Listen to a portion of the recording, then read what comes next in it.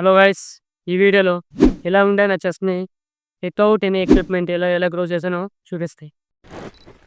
So, స్టార్టింగ్‌లో నాకు కూడా అనిపించేది మంచిగా చెస్ట్ బిల్డ్ చేయాలని.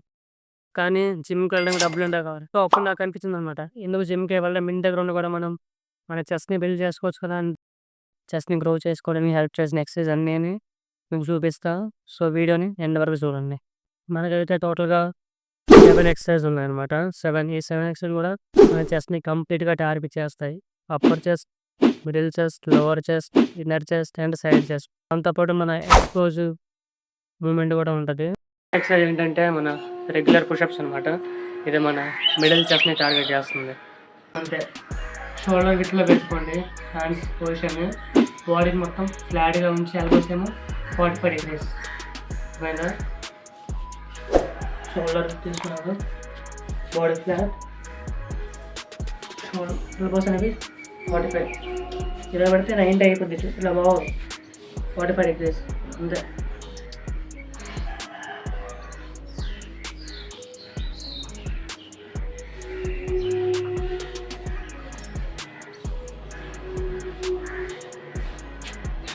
ఇలా 6 సెట్స్ని 2 సెట్స్ చేయండి అన్నమాట. 2 సెట్స్ మధ్యలో 20 సెకండ్స్ రెస్ట్ అంతే.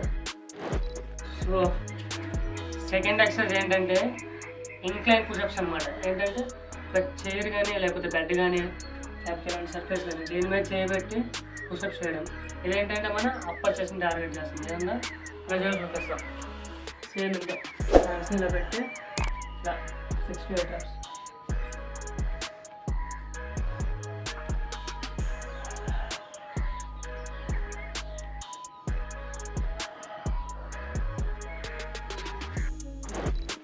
థర్డ్ ఎక్సర్సైజ్ ఏంటంటే సేమ్ అలానే కాకపోతే అది డిక్లైన్ పుషప్స్ అనమాట.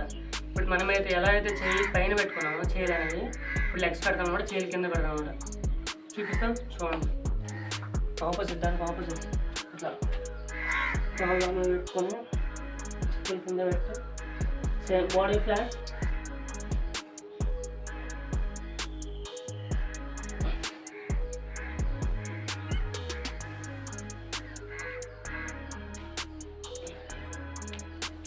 అదే మన చెస్ట్లో లోవర్ పార్ట్ని ట్రైన్ చేస్తాం అన్నమాట. Lower part. Next fourth exercise ఏంటంటే వైడర్ పుషప్స్ అనమాట. అంటే ఇక్కడ మనం హ్యాండ్స్ని కొంచెం షోల్డర్ పెట్టుకొని కొంచెం వైడ్ పెడతాం. ఇది మన చెస్ట్కి అవుటర్ పార్ట్ని అలానే మన చెస్ట్కి విత్ అనేది ప్రొవైడ్ చేస్తుంది. విత్ పెంచుతాం అనమాట.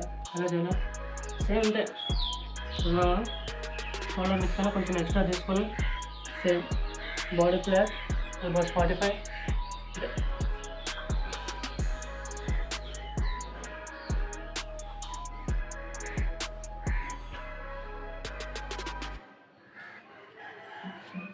కొంచెం ఎక్కువ తీసుకొని body flat 6 to 8 reps, elbows 40.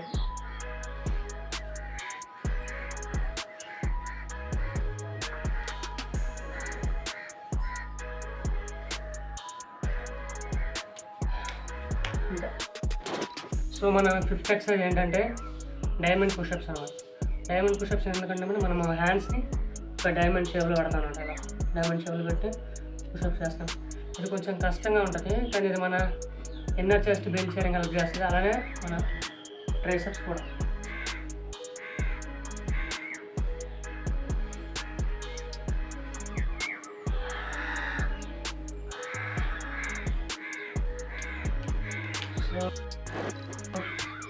Next sixth exercise ఏంటంటే ఎక్స్ప్లోజివ్ పుషప్ అనమాట. ఇది మన చెస్ట్ ఎక్స్ప్లోజివ్నెస్ ఇంక్రీజ్ చేస్తుంది, అలాగే అసలైన స్ట్రెంత్ బిల్డ్ చేస్తుంది.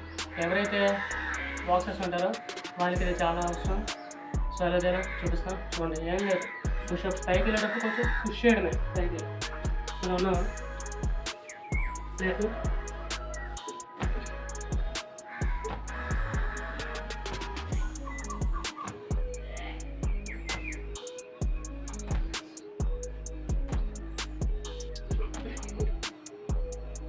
ఇలా పైకి వచ్చేటప్పుడు పుష్ చేయడమే. అండ్ సెవెంత్ ఎక్సర్సైజ్ ఏంటంటే స్లో నెగిటివ్స్ అనమాట. పైకి మామూలు చేస్తాం, కిందకి వెళ్ళేటప్పుడు స్లో ఒక 3 to 4 seconds స్లోగా వెళ్తాం. చూపిస్తాం.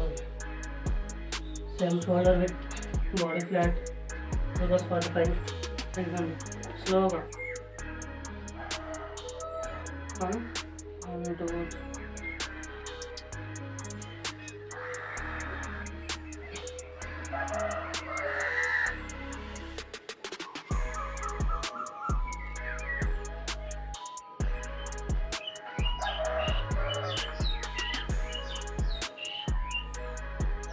ఇలా పైకి పుష్ చేయడం ఫాస్ట్గా కింద కాడ స్లోగా ఒక 2 3 4 5 ఇలా 2 సెకండ్స్ తీసుకొని స్లోగా కింద కాడ ఇదేంటంటే స్లోగా కంట్రోల్గా చేయండి.